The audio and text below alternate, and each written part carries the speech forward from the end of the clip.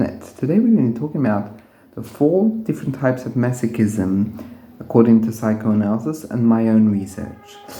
I would like to preface this by saying that I am by no means an expert in masochism. I am doing this as part of a subscriber's request, so I really want to do it justice, but just keep in mind that there might be subtleties that I do not know or things that I'm not aware of, and that's okay. This is more like an overview of the topic. So, what are the 4 types of masochisms? Well, the first type, and the one that everyone thinks about, is sexual masochism. Then there is moral masochism. Then we have female masochism, which is very controversial, and I'm going to tell you why. And the 4th and last is normal masochism. Okay, so let's start with the big one, sexual masochism. So, sexual masochism is the effect of having or deriving sexual enjoyment through physical suffering, pain, but also humiliation, belittlement, and insults. So, in this form, what happens is that the individual who has that form of masochism is going to seek to fulfill his pleasure something of the ilk of which he will suffer.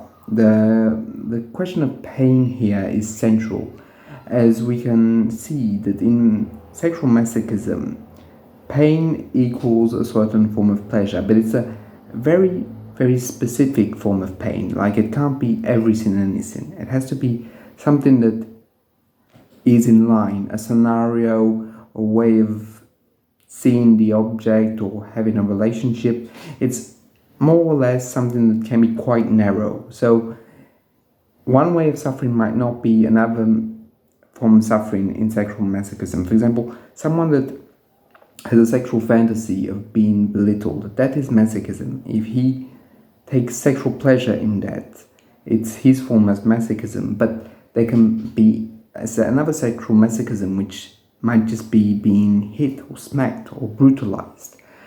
And these are very different. For example, there's no telling that someone that likes to be humiliated, if they were smacked, whipped, or anything of the ilk, would enjoy it. And likewise, it's not because someone wants to be hit that they want to also be belittled. So there might be crossovers, but there might not be. So there is no lumping all together. I am just doing this for heuristic reasons and to delimitate something, but you have to really understand that it's very subtle and complex. It's not like easy to really do this overview, but yet I'm still very adamant of trying to do something about it.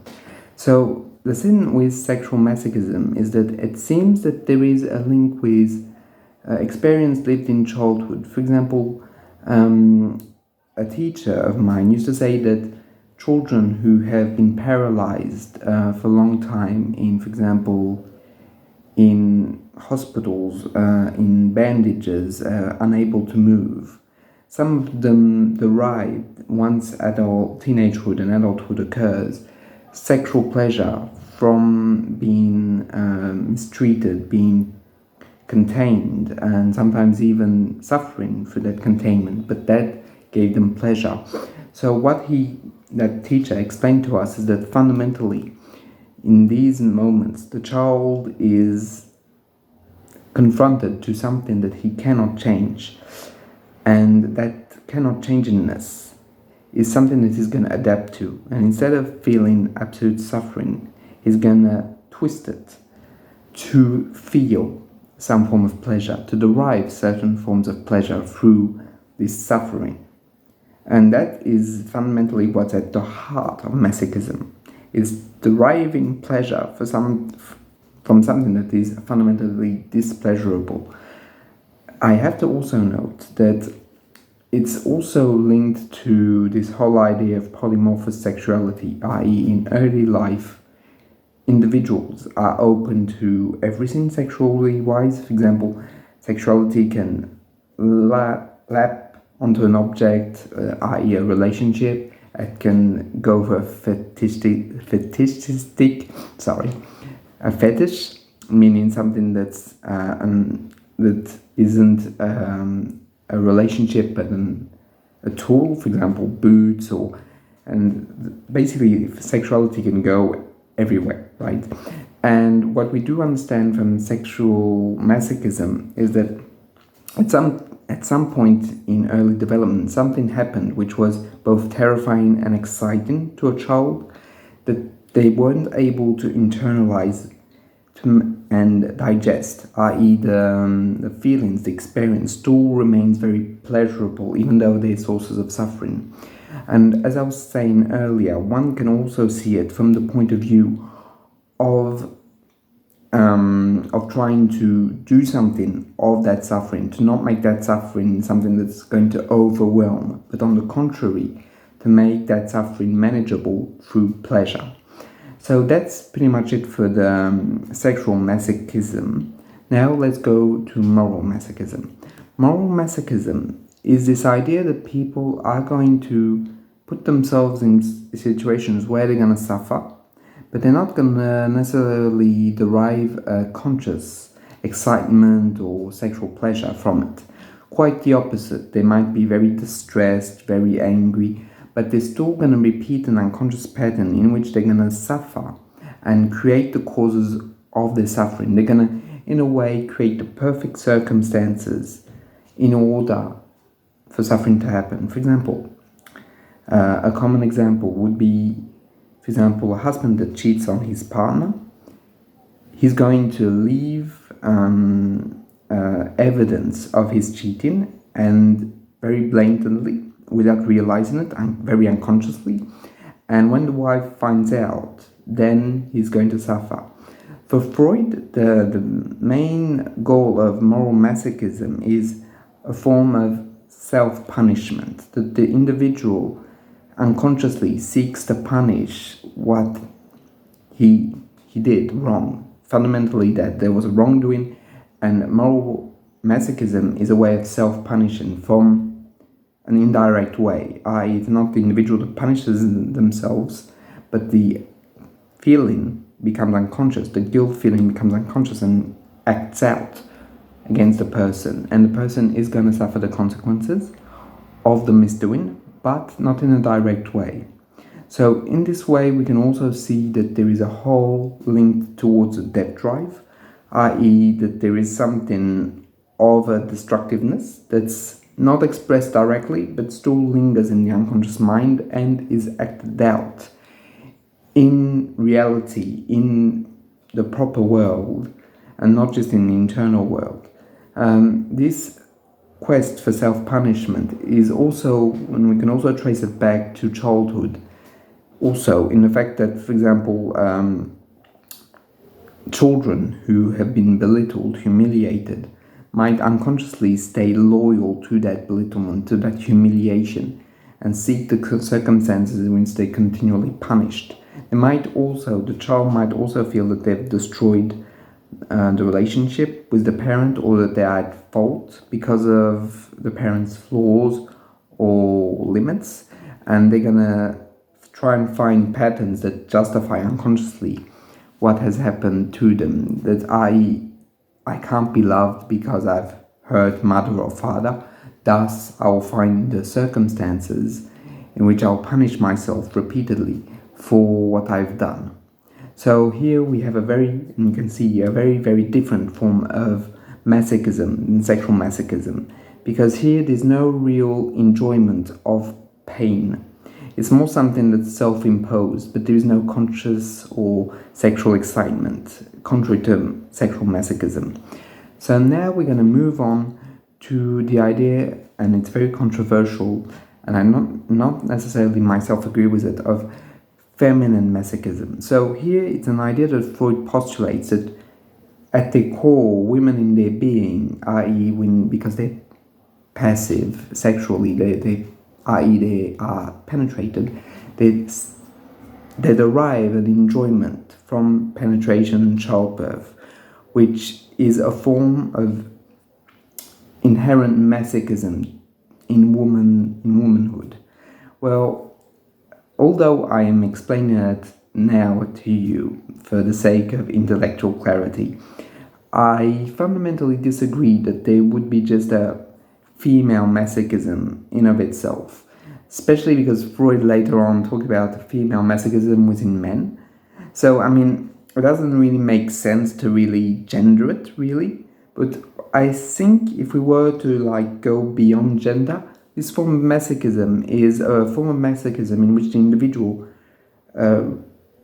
renounces their agency. They become passive. Start taking enjoyment in the fact that people do things to them in a sexual or even in a relational aspect, that the person forfeits what they could do and accepts more what happens to them.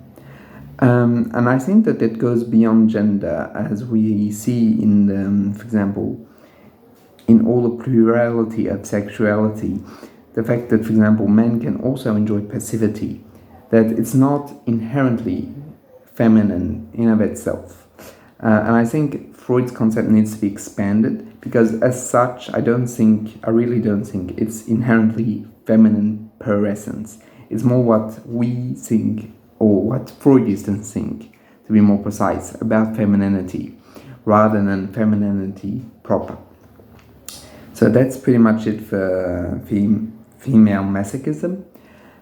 Last but not least, and perhaps very interestingly enough, according to Otto Kernberg, there is form of normal masochism. And it's very interesting because he was the first author to really introduce me to that notion in his wonderful book Love Relations, in which he postulates that to a degree masochism is normal. So for him, what does he consider normal masochism?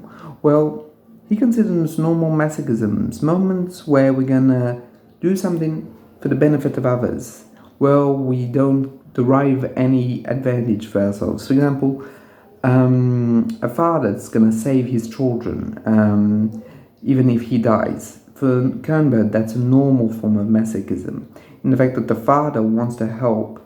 In a less extreme example, for example, someone that's going to go and fight for their country, a normal form of masochism. Someone that is a hero, for example, I don't know, walks in a building in flames to save people. For Kernberg, it is a form of masochism, as a person is going to suffer, but is going to suffer to help others. Thus, in a way, he creates the circumstances in which this form of suffering and is both good for his ego, i.e., here I'm using it in this Freudian way, his image of himself, it's egocentric, he can do something of it, that suffering has meaning for him, but it's also the fact that he's going to be able to help others create relationships through renouncement and through the fact of suffering at minima, a little bit, for others, creating thus a relationship with others. And I find that very intriguing as a concept, because once we start seeing masochism as something that's not outside of the ordinary, but something part of our lives, I think it enriches this topic, because even though I've delineated 4 different types, I mean, they're very heuristic categories, because when we really think about these, masochism is, I think, on a spectrum that we go from the most extreme ways of dealing with it. For example, some sexual ways of masochism can be very extreme. De Muson, a French psychoanalysis, talked about, for example, a masochist that ripped one of his testicles out, which would have been incredibly painful, but he derived pleasure from it. So we have that extreme sexual masochism, to the more normal masochism of everyday life. And I find it very interesting to consider this actions a bit like sadism, but for masochism.